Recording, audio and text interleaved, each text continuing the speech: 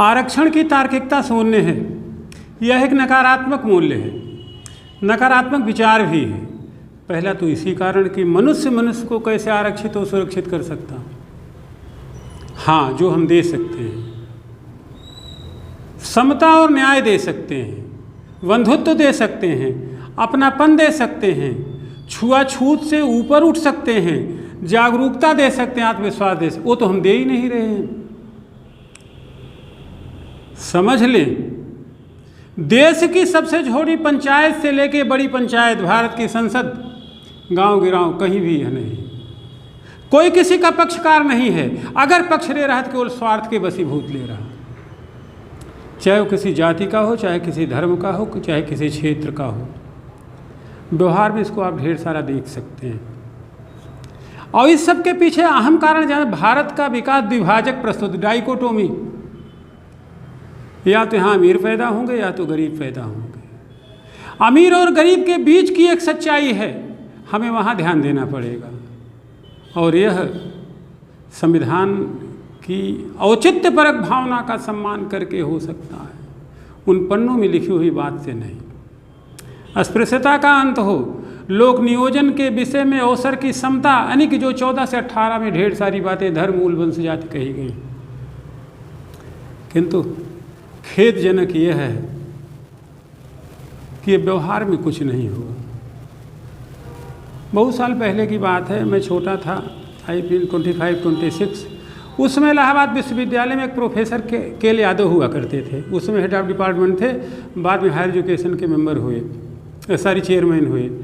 तो उनके यहाँ लड़के बैठते थे चर्चा परिचर्चा के लिए, तो मैं भी कभी कभी जाता था। उसमें जाति का प्रकरण बड़ा मंडल के नाते।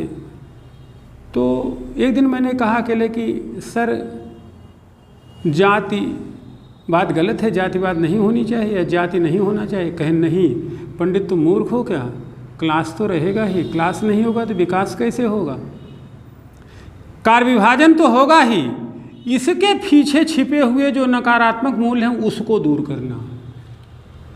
आज आप देखें, हम जाति की बात करते हैं, किसी आईएएस ब्राह्मण या किसी बड़े आईएएस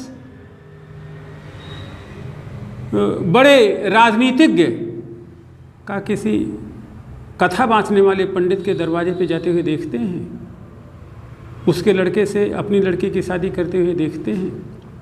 यही बात ऊपर से नीचे हर जगह लागू होती है। जो बढ़ गया उसका क्लास हो गया, और जब उसी माहम का समावेश होगा, I am something to be superior to others, अब हम आपका ख्याल रखेंगे। आप क्या ख्याल रखेंगे, आप तो अपना ही ख्याल नहीं रख पा रहे हैं। तो इन मूल्यों से ग्रसित समाज आपको आरक्षण देने की बात करता, आरक्षण के लिए भिड़ाने की बात करता है। अगर व्यवस्था कुछ दे सकती है तो आपको जागरूकता दे, आत्मविश्वास दे, ज़मीनों का सही से बंटवारा हो, आपके हक हुकूक से आपको परिचय कराए और आपको प्रेरित करे कि आप उन्हीं लोगों में से हो, अपने कर्म से आगे बढ़ो। विषम और विरल परिस्थितियों में इस संवैधानिक मर्यादा का पालन हो तो वो कोई बहुत बुरी बात नहीं है, किंतु इसी को रीति नीति बना लिया जाए। अब आरक्षण ही सारी समस्या का विकल्प है, उसे पे भौना तर्क वितर्क हो, जो आप देश की सबसे बड़ी पंचायत में देखते रहते हैं। मैं कभी कभी सोचता हूँ कि मैं भले जीत नहीं पाया, मैं वहाँ करूँगा क्या, मेरी वहाँ जगह ही क्या है। जैसे भौड़े तीर तर्कस वहाँ पे चलते रहते हैं, जैसे तलवारें, उसे देख के दुख होता है कि क्या ऐसे ही लोगों को वहाँ पहुँचने की ज़रूरत है, जिन्हें यही नहीं पता कि हम बोल क्या रहे हैं, हम बोल क्यों रहे हैं। इस नाते आज आवश्यकता है कि भावी पीढ़ी को आरक्षण के झुंझुना और पॉपुलर पॉलिसी से बचाने की, उन्हें सही रास्ता बताने की, उनके पीछे छिपी हुई ऊर्जा का ज्ञान कराने की। आरक्षण का मुद्दा अपने आप हमारी पीढ़ी सुलटा लेगी। अगर भारतीय राजनीतिक व्यवस्था को अपनी पीढ़ी की चिंता करनी है तो उसे केवल इतना कह दे, हम आपके पीछे खड़े हैं, हमें आपकी चिंता है, आप आगे बढ़ें। ये शास्त्री का देश है। जिनके कहने पे लोग भूखे रह सकते हैं तो आरक्षण के पीछे क्यों भागेंगे? और फिर आप देने वाले कौन होते हैं?